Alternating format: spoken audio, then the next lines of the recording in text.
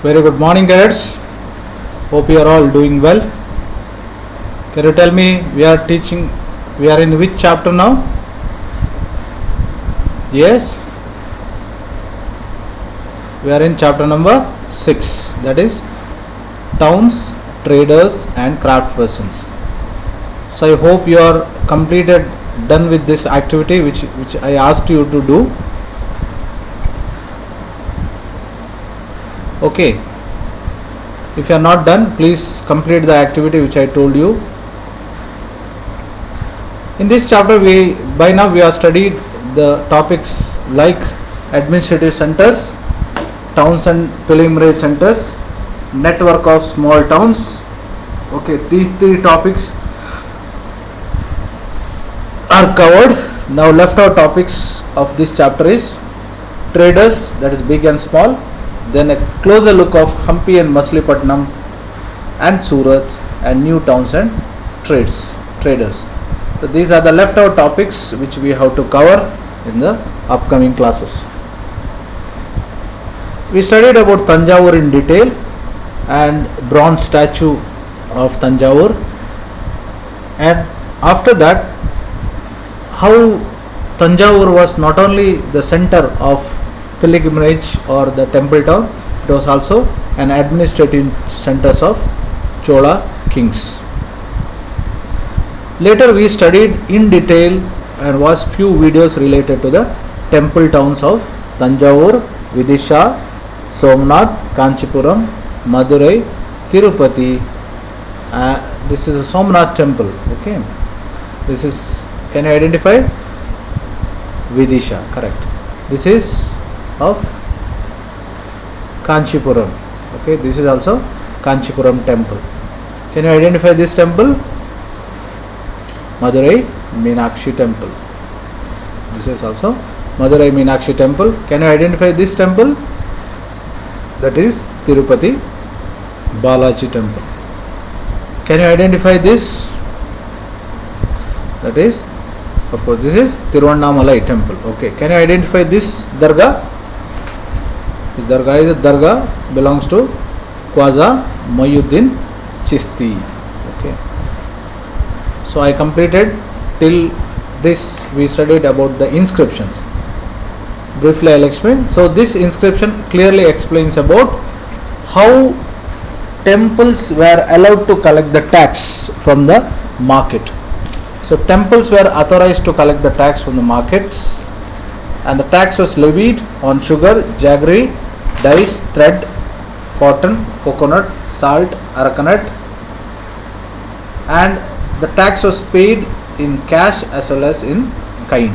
Okay, let us move to the next topic, that is traders. They are big traders and small traders. Now traders, today when we speak about traders, there are certain communities. Generally those communities are called as trading communities. For example, Marwaris or Marwadis. Marwadis generally are considered as traders. The community itself involved largely in the profession of trade and commerce. Communities like Chettiars. Chettiar is a community which is there in Tamil Nadu. Generally the Chettiar is a community.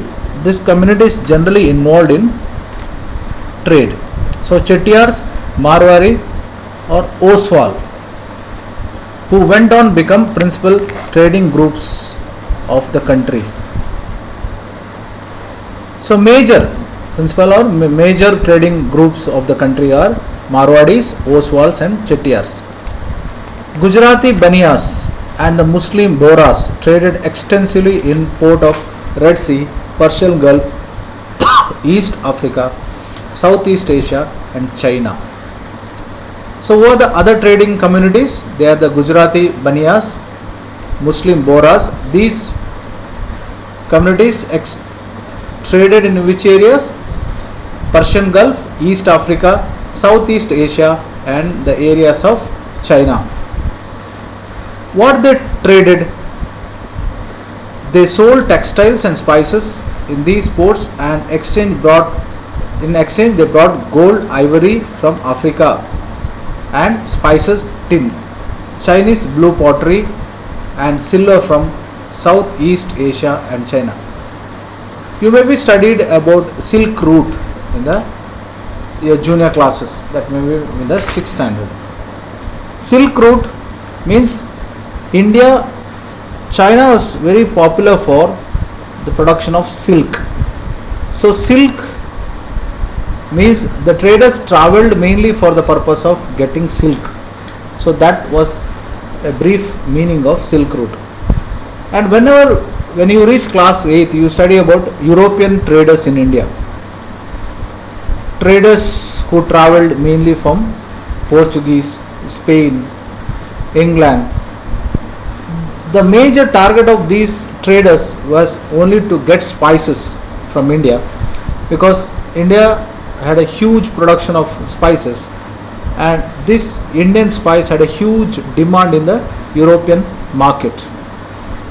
So what are the major commodities which are sold? The major commodities which sold: textiles and spices. Okay. And not only that, gold and other precious metals and other precious products like ivory. Okay.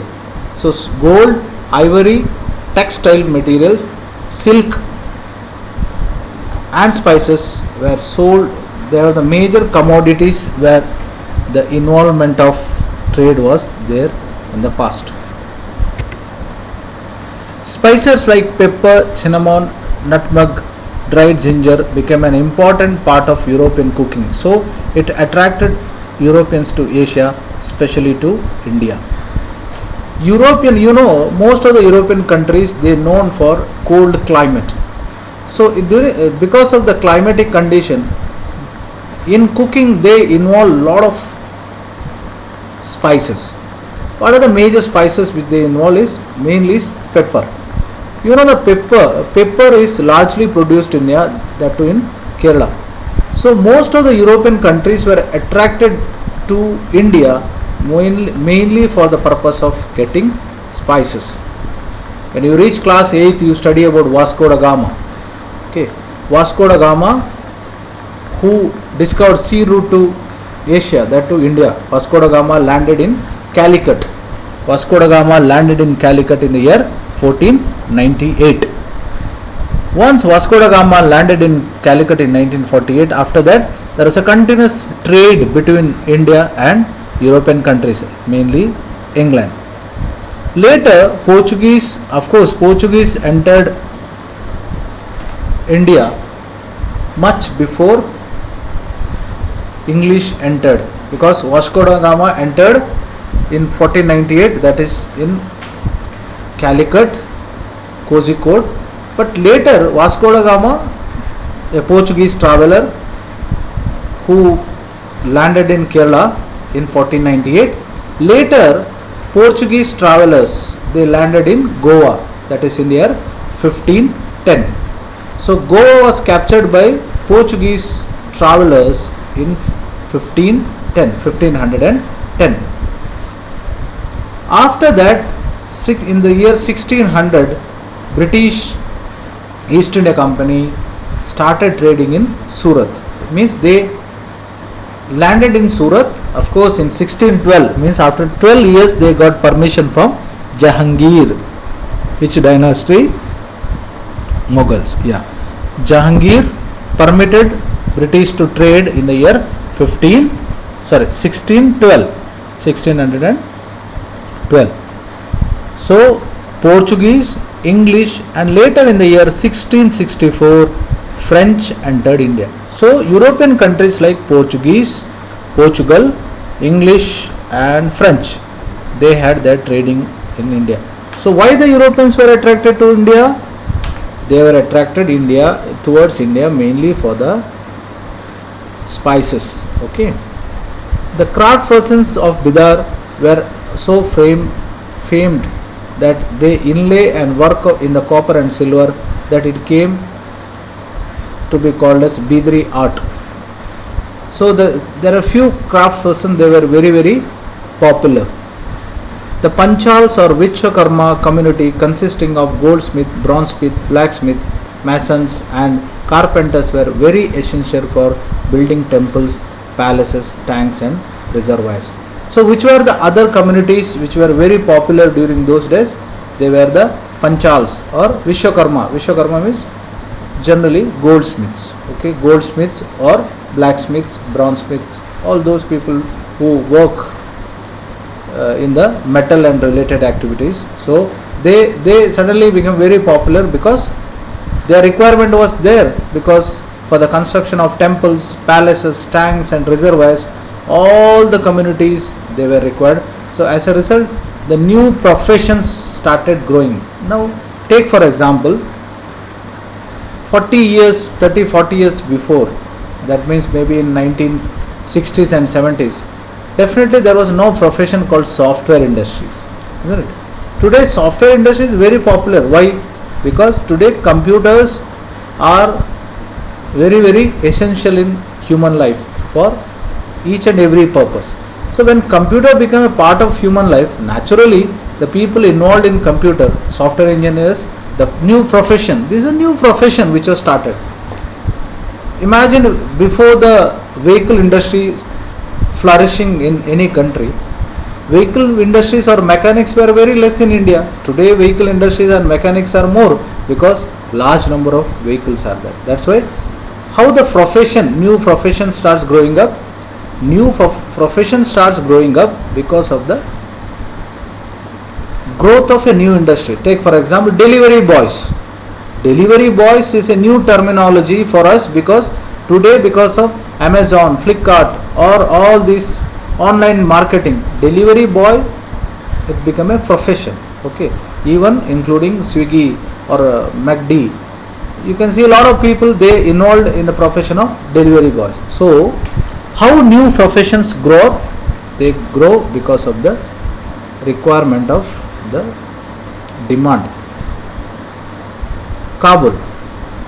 It is a rugged mountain landscape in Kabul, became politically and commercially important from 16th century onwards. Kabul and Kandahar were linked to the celebrated Silk Route, which I told you. Beside the trade in horse was primarily carried on through the routes. In the 17th century, Jean-Baptiste Thivermead, a diamond merchant, estimated that the horse trade at Kabul amount 30,000 annually, which was a huge sum in those days. Camels carried dried fruits, dates, carpet, silks, and even fresh fruits from Kabul to the subcontinent and elsewhere. Slaves were also brought for the sale. Because even those days the slave trade was very common. Regarding slave trade we are studied because of the topic of slave dynasty. Okay, Bandhagans. If you remember, I told a word called Bandhagan. Bandhagans means the slaves, who were purchased, human beings, they were considered slave. Few community people, they were considered as slaves, and they were purchased and trained and made use for the work. A 17th century candle stand, brass with black overlays. You see, it's such a beautiful design. Okay, this belongs to 17th century. It is a candle stand. You can see it's a border of Kashmiri shawl.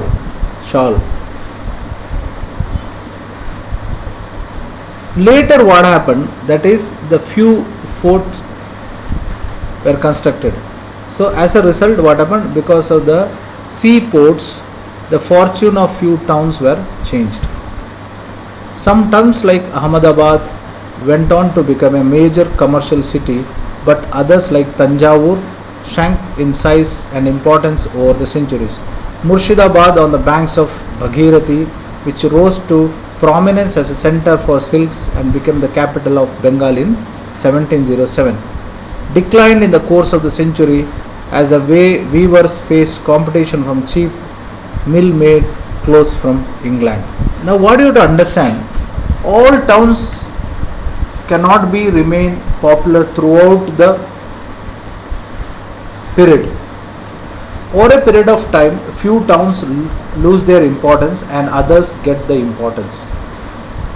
When the European traders started attacking India, they mainly concentrated in the place where there is a seaports are there. For example, Chennai, that is present day Chennai, Madras province, Bombay province, Bengal province. All these provinces got lot of importance because of the sea trade, seaport or the sea routes. So when these towns developed naturally, the old towns like Tanjavur and other major temples, they lost their importance. Not only that, in the 17th century onwards, the Indian cloth production lost their importance because of the modernization of textile industries in Europe. Because in the European countries, the clothes were produced by using machines. When the machine made products, why it is cheaper? Because machine made production, cost of production is generally less. Not only cost of production, large number of products produced in a less period of time. Take for example, in an hour a machine can produce nearly 4 to 500, or let us take 100 shirts, whereas in an hour a person cannot stitch a single shirt. So naturally what happened, a person stitching a single shirt or a factory making 100 shirts, naturally when the cost of production reduced, cost of production is proportionately connected to the price in the market. When the cost of production is high, naturally the price of commodity will be high. When the cost of production is less, then naturally the price will be less. So Indian weavers faced a lot of competition from the cheap mill made production from the English, that is what Manchester market was mainly responsible for the downfall of Indian clothes. That's the reason why later in India there was a huge protest in India against the European clothes. That if you remember, Champaran movement was mainly related to against indigo planters. All these stories which we study in class 8th. Okay, then take care, wish you a wonderful day. Tomorrow we will study about a closer look of Hampi and Machilipatnam and Surat. Take care, wish you a wonderful day.